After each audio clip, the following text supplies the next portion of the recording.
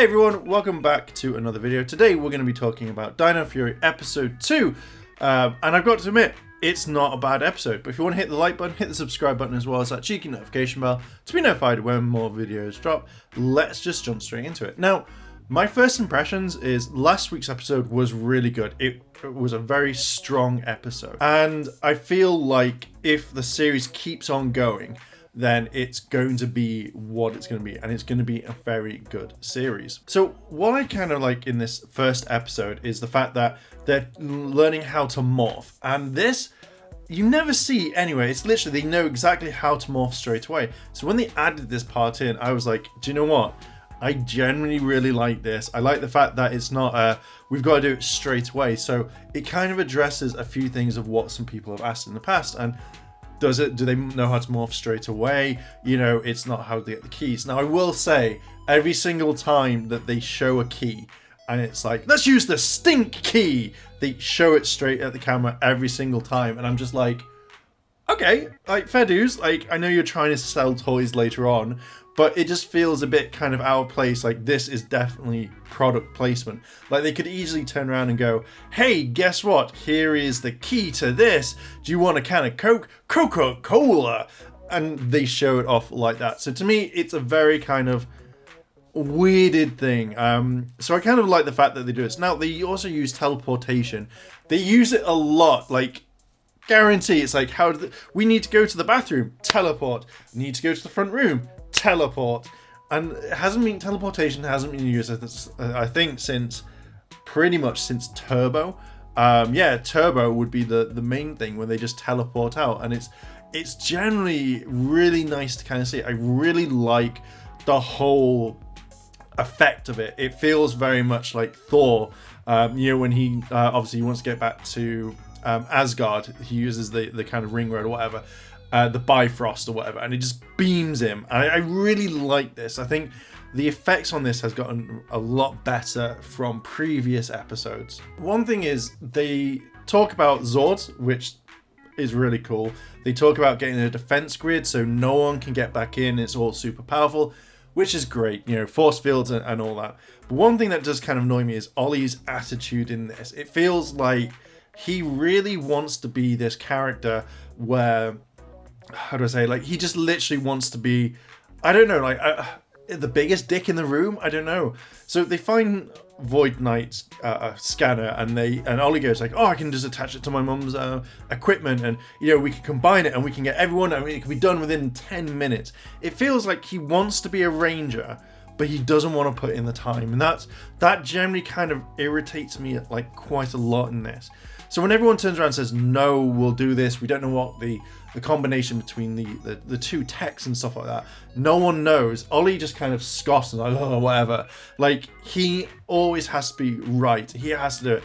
And I feel like it's probably in his character bio, but I generally started really hating this character, only just because of the whole, just the way that he is, the way his attitude mainly. That's what generally really kind of puts me off this entire character.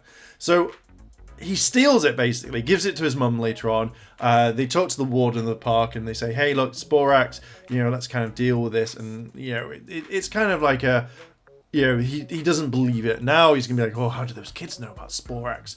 It's now happened in the city. Zato's able to attract his antenna, which is kind of cool that they kind of really do it. Now, Amelia seems really kind of in on this. Like, she seems really happy.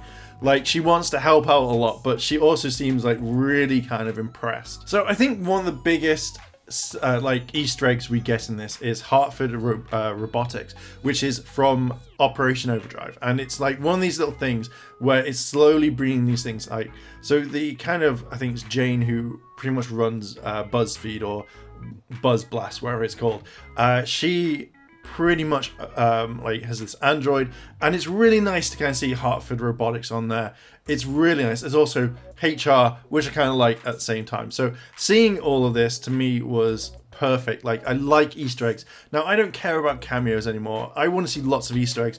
And I think the Ranger universe has got tons of it that could easily be brought in. Ollie's mum kind of knows about Sporix after Ollie starts talking about it. So they've kind of set up in this kind of like back at Dino Henge, and they're kind of like wanting to combine the Void Knight scanner as well as the kind of thing into the drone, but Ollie gets kind of like taken away very, very quickly because he's got to go fight the Sporix, which when they come together, I really love the fact that you have like all three turn around and say, you know, we're the Power Rangers, and it's Ollie who takes the limelight, and Amelia's like, I don't want to say that. I love these little things. I really hope that this sort of comedy is kind of in it. This is the sort of comedy that I really want to see, because it's just quips. It's little things like that. That's what makes me happy in this entire series. So bring this all on, because dear God, I really want to see more kind of this humor. The morphing sequence, I've got to admit, is really, really nice. You have a thing where they say like, link to the morphing grid. Which I think is a really nice kind of touch. They morph. I love the way that they morph. I generally did kind of think halfway through that we were going to see after they morph that they go through the Sentai footage and it kind of like blasts in, you know, what we've seen from Rear Soldier. But it's really nice that they did their own thing, and that's what I generally kind of liked so far. We get a kind of first use of Sentai footage, which isn't that much, but I love the way that they kind of blended it in. It wasn't just a kind of, oh no, they knew exactly what they were doing, and it worked very, very well. But there wasn't that much Sentai footage until we get to the kind of Zord parts near the end. We get the general thing of Ollie saying that he took the device, being kind of smug, taking it, saying like he's giving it to his mom, and Zeta turns around and says that wasn't this plan. You know, the plan was that we'd work together, and Ollie kind of brushes it off like, you know, I know that we can do it. You say my mom's not smart enough. And Ollie goes, I'm not saying that she's not smart. And what I'm saying is the fact that you've given her a device, and if Void Knight comes back, he's going to be looking for it. So effectively, you've just painted this whole massive target on your mum's back, and he is going to go for her.